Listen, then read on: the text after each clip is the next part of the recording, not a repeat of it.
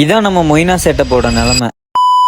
Welcome to day 52 of நாங்க அபிஃபம் உருவாக்க போறேன். என்னடா ஆச்சுன்னு கேக்குறீங்களா? இந்த மொய்னா கல்ச்சர் செட்டப்லாம் நம்ம இதுக்கு முன்னாடி பண்ணி வீட்டுக்குள்ள வச்சிருந்தோம். இப்ப வீட்டுக்குள்ள வைக்க வேணாம்னு சொல்லி வெளியே தூக்கிட்டு வந்து வச்சதுனால பாசி பிடிச்சி ரொம்ப மோசமான நிலைமைக்குள்ளாயிருச்சு. இவங்க எல்லாருக்கும் நீட்டா ஒரு செட்டப் கொடுத்துடலாம்னு சொல்லிட்டு ஃபர்ஸ்ட் நான் என்ன பண்ணேன்னா, இந்த மொய்னா எல்லாத்தையும் பிரிச்சு எடுத்து தனியா வச்சிடலாம்னு சொல்லி வடிகட்டி வச்சு எல்லா மொய்னாவுமே தனியா பிரிச்சு எடுத்துட்டேன். எக்கச்சக்கமா மொய்னா இருந்துச்சு அதுல. ஏன்னா நான் ஒரு 4 நாளா எதுல இருந்துமே நான் எடுக்காமையே வச்சிருந்தேன். இந்த 3 டப்லையும் ஃபுல்லா அப்படியே இருந்துச்சு 4 நாளா இருந்த மொய்னா. அதனாலதான் இவ்வளவு இருந்துச்சு. அடுத்து இந்த பாசி எல்லாத்தையும் க்ளீன் பண்ணிடலாம்னு சொல்லி ஃபர்ஸ்ட் எல்லாம் எடுத்துட்டு வந்து கீழே வச்சு க்ளீன் பண்ண ஆரம்பிச்சிட்டேன். தண்ணி பிடிச்சி இந்த ஸ்க்ரப்பர் வச்சு கொஞ்சம் கொஞ்சமா தேக்கவே இந்த பாசி எல்லாமே போயிருச்சு. எல்லா பாசி எல்லாம் க்ளீன் பண்ணதுக்கு அப்புறம் இவ்வளவு ஒயிட்டா நீட்டா இருந்துச்சு எல்லா டப்புமே. இவங்க எல்லாரையும் மேல கொண்டு போய் வைக்கலாம்னு சொல்லிட்டு கீழே தண்ணி பிடிக்க ஆரம்பிச்சாச்சு. அது போக இன்னும் கொஞ்சம் எக்ஸ்ட்ரா டப்ஸ் எல்லாம் என்கிட்ட இருந்துச்சு. அதுலயும் மொய்னா கல்ச்சரே செட் பண்ணி வச்சிடலாம்னு சொல்லி அப்பதான் நிறைய கல்ச்சர் நம்மள்ட்ட இருக்கும்ல, அதனால நான் அதுலயும் தண்ணி பிடிக்க ஆரம்பிச்சிட்டேன். தண்ணி பிடிச்சி எல்லாருமே மேல கொண்டு போய் வச்சுட்டேன். கடைசியில் நம்மள்ட்ட இவ்வளோ டப்ஸ் இருந்துச்சு. எல்லாத்துலயும் தண்ணி மட்டும் பிடிச்சி வச்சிருக்கேன். இனி இதுல எல்லாம் ஸ்டார்டர் கல்ச்சர் ஊத்திடலாம் சொல்லி ஸ்டார்டர் கல்ச்சர் கொஞ்சம் கொஞ்சமா எடுத்து ஒரு 2 சிரஞ்ச் அந்த அளவு ஊத்த ஆரம்பிச்சிட்டேன் உள்ளுக்குள்ள. நீங்களும் இந்த மாதிரி பண்றப்போ